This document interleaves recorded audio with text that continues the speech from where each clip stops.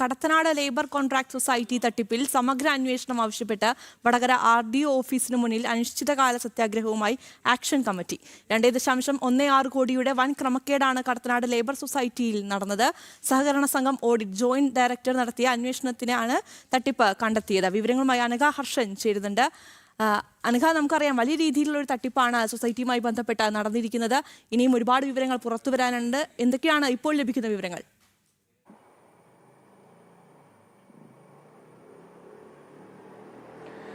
ശില്പ Rakhi, Kadathanad labour contract society കോൺഗ്രസും മുസ്ലിം ലീഗും ഒക്കെ നേതൃത്വം നൽകുന്ന സൊസൈറ്റിയാണ്.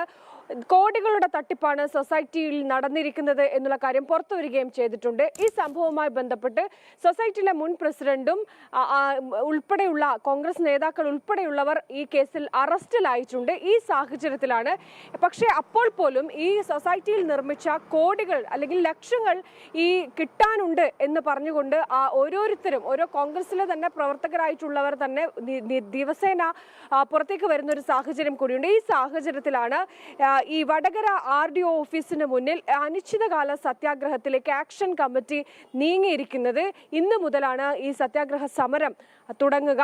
അതിനുശേഷം ഇവർ പ്രധാനമായും മുന്നോട്ട് വെക്കുന്നത് 3 കാര്യങ്ങളാണ്. അതായത് ഇവർ തട്ടിപ്പിൽ ഇപ്പോൾ 2 പേർ പോലീസിന്റെ പിടിയിലായിട്ടുണ്ട്. ഇവർ ഈ സൊസൈറ്റിയിൽ നിന്ന് ഈ തട്ടിയെടുത്ത ഈ ലക്ഷങ്ങളും കോടികളും എവിടെയാണ് മാറ്റിയത്, എവിടേക്കാണ് മാറ്റിയിരിക്കുന്നത്? ആ പണം അങ്ങനെയെങ്കിൽ തിരിച്ച് ഈ നിക്ഷേപകർക്ക് തിരിച്ചു നൽകണം. 2, ഈ കേസുമായി ബന്ധപ്പെട്ട് മുസ്ലിം ലീഗിലെയും കോൺഗ്രസിലെയും ഒക്കെ ആളുകൾക്ക് പങ്കുണ്ട്, ഉന്നത നേതാക്കൾക്ക് പങ്കുണ്ട് എന്നുള്ള ഗുരുതരമായിട്ടുള്ള ഒരു ആരോപണം കൂടി ഉയരുന്നുണ്ട്.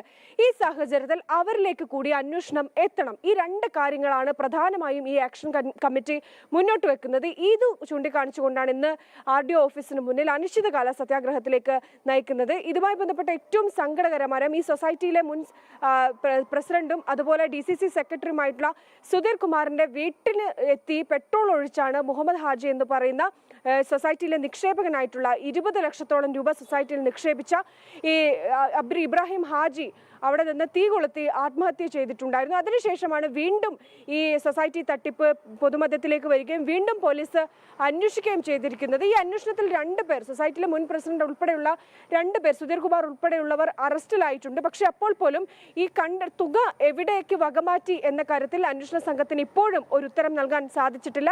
അത് കണ്ടെത്തി ഈ നിക്ഷേപകർക്ക് തിരിച്ചു നൽകാനുള്ള നടപടി എത്രയും വേഗം ഉണ്ടാകണം എന്നുകൂടി ആക്ഷൻ കമ്മിറ്റി പറയുന്നുണ്ട്. രാഖി, അശ്വതി.